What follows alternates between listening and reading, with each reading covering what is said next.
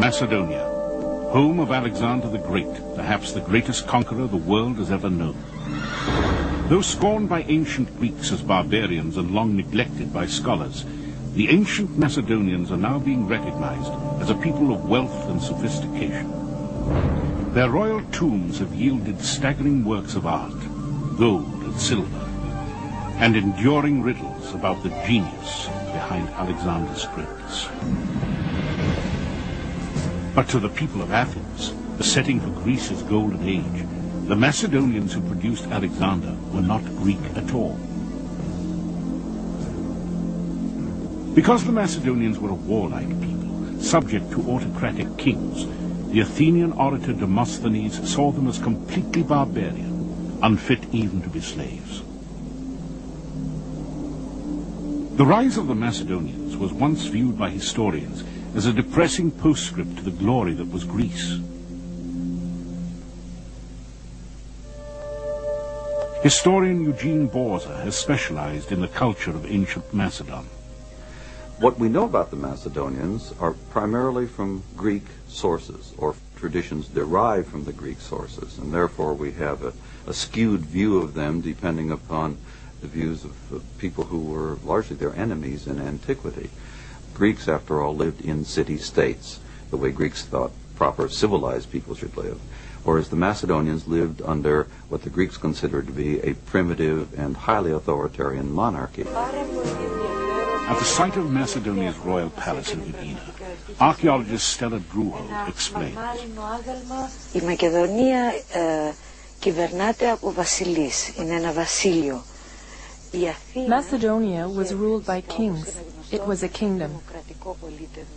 Athens had democracy, a great achievement of the Greek civilization. Demosthenes defended democracy versus monarchy, the Macedonian political system.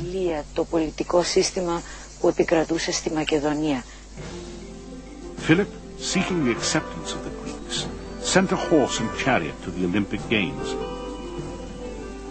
and invited the great poets and scholars of Greece, such as Aristotle, to the Macedonian capital at Pella.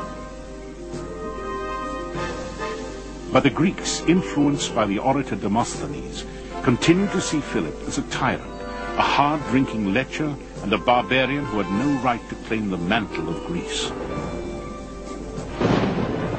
From his Olympian kingdom, stung by rejection, Philip would bring the disrespectful Greeks to bay. Through force of arms, Philip united the Macedonian kingdom and defeated neighboring tribes to the north and east. His infantry took up a revolutionary weapon, the sarissa. This spear, nearly twice as long as the Greek spears, kept the enemy almost hopelessly at bay.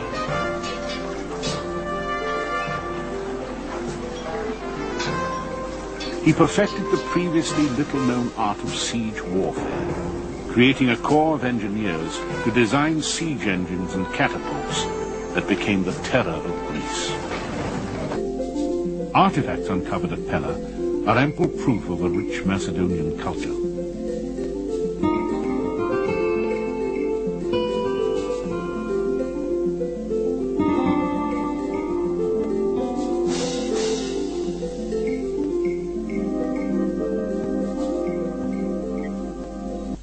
Excavations by our colleagues in Greece have brought to light sufficient examples of an exquisite taste in art that suggests that these Macedonians were not a race of barbarians as Demosthenes and other Greeks had charged.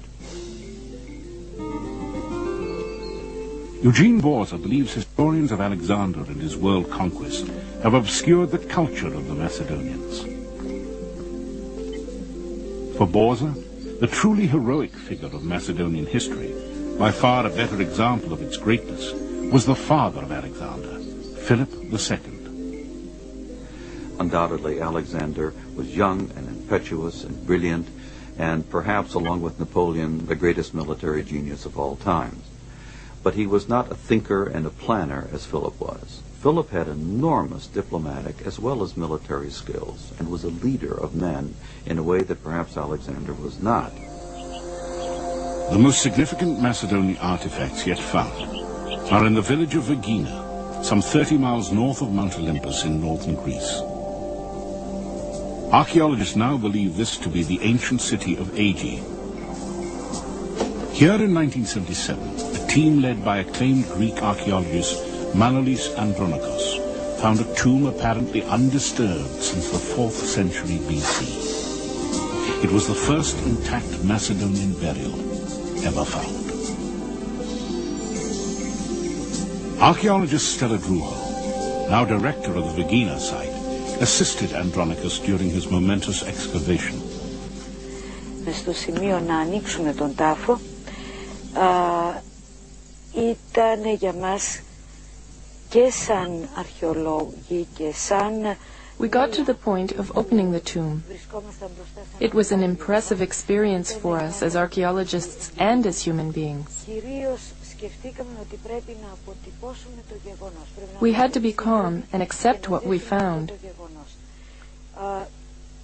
When we entered the tomb, we stopped thinking as scientists, but felt as humans the deep connection between ancient times and our own. Που μπαίνει σε έναν χώρο από τα παλιά χρόνια, συνδέει το χρόνο, τον παλιό χρόνο με τον νέο. As Manolis Andronikos and his team scrambled through a hole made above the marble doors, they saw a room brimming with treasure. A gilded quiver leaned up against the marble doors. Behind it lay 74 arrowheads and decomposed wooden shafts. Exquisitely made bronze and silver vessels.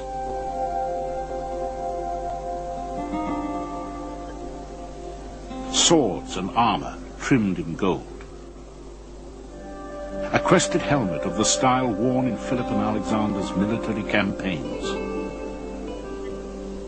And scattered bits of gold, leather and ivory that after 5 years of painstaking reconstruction would prove to be a beautiful ceremonial shield. But the best was yet to come. Against one wall was a solid gold casket bearing the emblem of the Macedonian royal house, a sunburst. Inside were the bones of royalty. Nearby, an exquisite gold-foiled wreath, the heaviest ever discovered. Some of its 313 golden oak leaves showed signs of scorching. Perhaps it was a crown for the monarch during his cremation.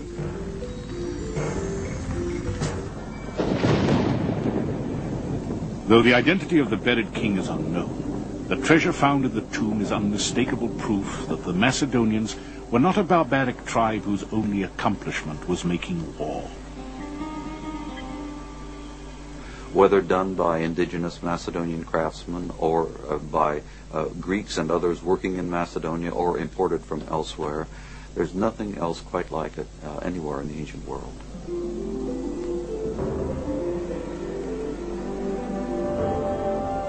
Archaeologists are finding increasing evidence that the Macedonians had a far more sophisticated culture than previously thought.